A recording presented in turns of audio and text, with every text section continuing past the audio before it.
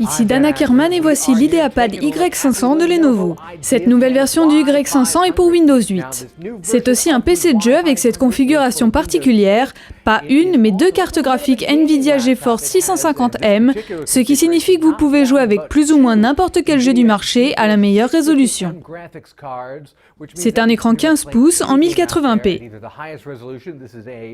Vous pouvez aussi y jouer avec la meilleure qualité de détail, bien que certains jeux particulièrement récents vous demandent peut-être une petite baisse de qualité.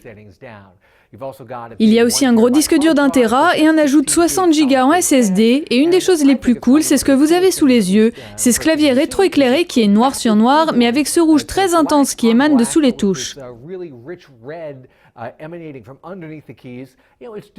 Il est vraiment différent des autres claviers rétroéclairés. Ce look fait peut-être un peu flashy, mais je l'aime bien parce qu'il sort vraiment du lot. Avec tous ces bons côtés, il y avait forcément des contreparties. En voici une, c'est un des rares portables Windows 8 à ne pas avoir d'écran tactile. Vous voyez, rien ne se passe. J'y vois plus ou moins une tendance. La plupart des ordinateurs portables que nous avons testés depuis la sortie de Windows 8 et disposant d'une carte graphique à part entière n'avaient pas d'écran tactile. Il n'y a pas de raison technique pour ne pas mettre ces deux composants ensemble et pourtant personne ne l'a encore fait. Les premiers à sortir un ordinateur Windows 8 pour le jeu avec un écran tactile, je serai immédiatement fan.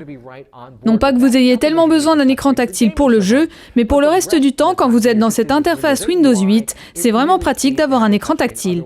Sinon, c'est difficile de naviguer, surtout avec ce touchpad qui a un ressenti peu précis, en tout cas bien moins que ce qu'on pourrait attendre.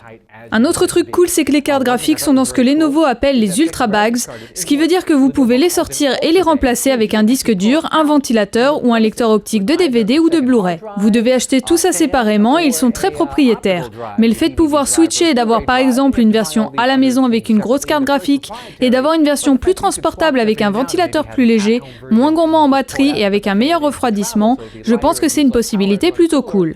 On avait l'habitude de l'avoir il y a quelques années, mais plus trop aujourd'hui.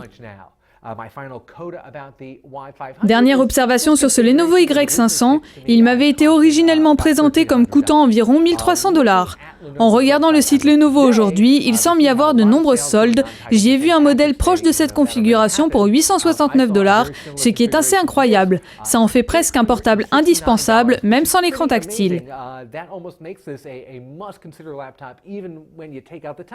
S'il en avait un, ce serait clairement mon portable favori de 2013 pour le moment. En l'état, il devrait quand même être dans vos options si vous vous intéressez au PC de jeu assez léger.